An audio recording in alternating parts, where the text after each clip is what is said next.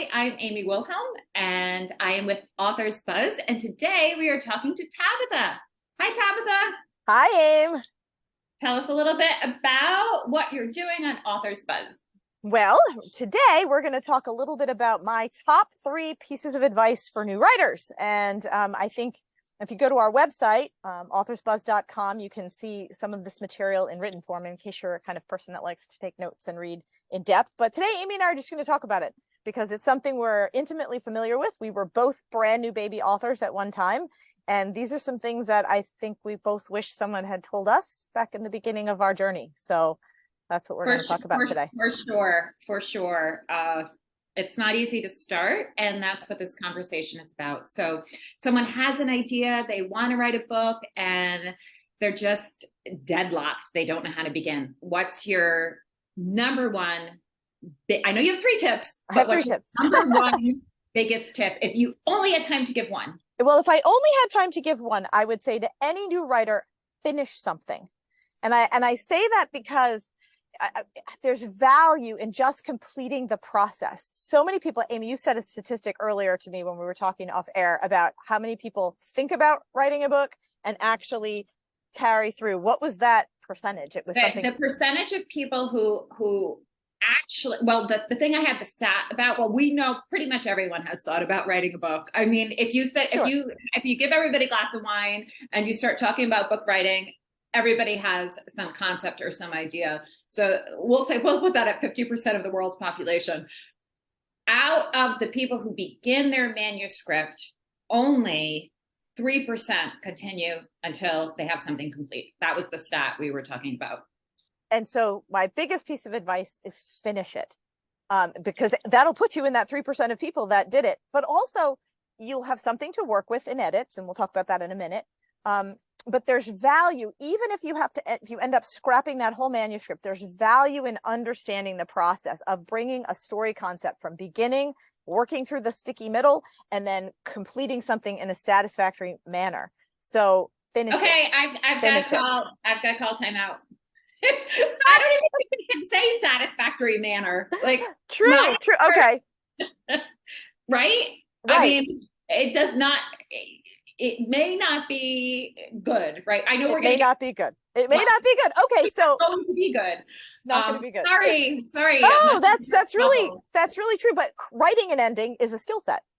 We'll just say that. Writing a beginning, understanding what a scene is, understanding what character are, all of these things you don't really learn how to do until you write. You get better at writing by writing. So for my biggest thing is finish that thing, get the information out of your head, get that story out of your head and onto paper. And then you have something to work with, which would bring me to my second thing is no one's manuscript is good on the first go round. I don't think anybody, even the professionals who've been doing it forever, they either know their bad habits, they're really working to just get a draft out and they know they have to work with edits, or, we're just all in this place where we are too close to it by the time we finish it to see the bad parts, and it also can depend on the story itself. So I know we've both worked in plot lines that are simpler or more complex, right, or the character that you thought was going to be one way, and you had some people read it and you didn't get across. Actually, you have a story about that. I'm going to interrupt myself and just like share that little snippet of that learning curve. Well, and so edits, which would be thing number 2, is everyone edits. So in edits, that's when you really understand what is wrong with your manuscript and you start to begin to fix it and turn it into something better. And I had this experience where I wrote my first novel and I had 2 main characters. It was really her story, but I did have another point of view character, the male main character. And he was right out of my happy little imagination and I loved him.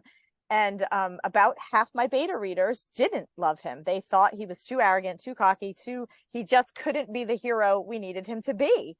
And I thought, oh no, that is exactly not how I wanted people to respond to this.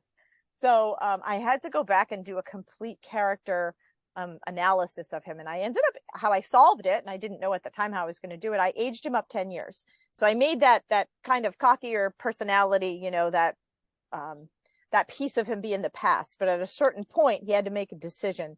everybody went to war, and he either had to decide to commit and grow up and be the person that this resistance movement needed, or this, you know, needed, or not. And he chose to. And so you meet him 10 years later. And that really solved, without changing the intrinsic nature of the character and some of the qualities I needed him to have, it solved it for my readers. They did have a better response to him. So you don't know, but just know there'll be something, and everyone edits. And that's the second piece, is you need to realize that after you finish the first draft, definitely drink that bottle of champagne, celebrate, tell everyone you finished your manuscript, but know that you still have work to do after that. And that's okay. Everyone does.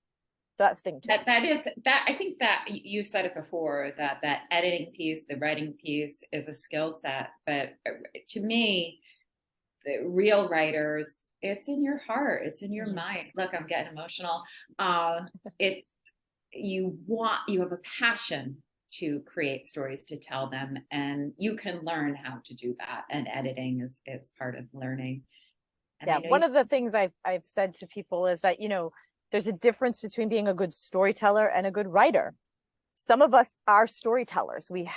Our brains just work that way. We see stories everywhere. We see, you know, we want to tell them. It's an art form. In our minds work a certain way. Writing is a craft, and you can learn it. So I think it's easier to come to, I am a storyteller and I will learn to be a good writer, versus I'm a good writer, but I don't have any stories to tell, you know? So if you have stories to tell, you can learn the craft of writing. You can. You said 3 tips that okay.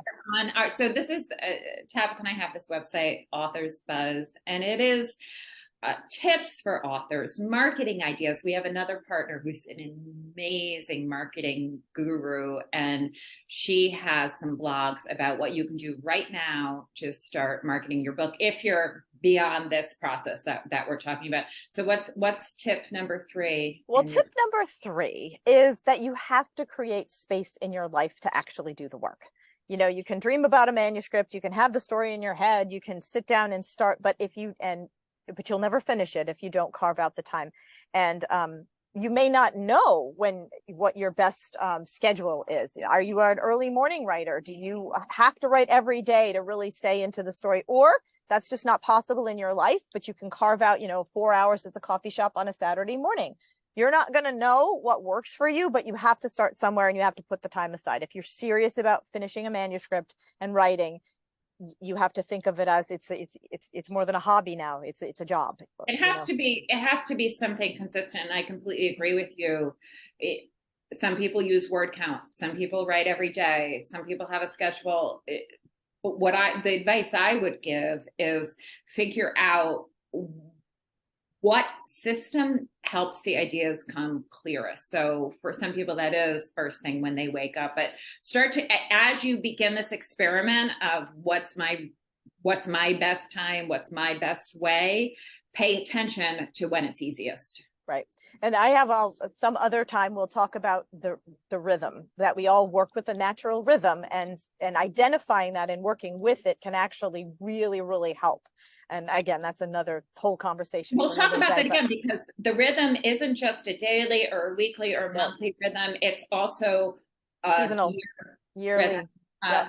One of us over here should never plan anything major in the summer. I just don't feel like doing it. No, me either. I don't feel like creating something new. I can edit, I can, do things like that, but to start a new story, to have that chunk, that needs to be, absolutely. September to May. And you learn that about yourself over time as you do it. So along with the scheduling, that finessing it is sort of a skill that you'll develop as you do the work. You'll say, I'm really better at this time, and I'm going to work with that natural rhythm. So for sure, that's definitely something you learn about yourself. Let's have a recap of our top 3 tips, which are on authorsbuzz.com. If you don't have your notebook with you right this second. Finish something. Hey. Everybody edits. Don't worry about it. Just finish it. You can work on edits later. And 3, schedule some time. You need to do a regular rhythm of writing to get something accomplished. And it will be different for all of you, but yes. And the other thing I would say is it is a tough thing to finish a manuscript, and it requires a lot of dedication, but one of the things that you achieve, even if nothing comes out of that manuscript, you don't get published the way you want or whatever that is, you are telling yourself you're worth it. Your ideas are worth it. And it's just this amazing thing that you can tell yourself that you did that, and you can take that confidence and apply it to anything else. Absolutely. Yeah. All right. Until next time. So we are going to continue to do this. So tune in, subscribe to authorsbuzz.com, on the website, on YouTube. And we want to help you. We want to help you write your book and publish your book. See you next time.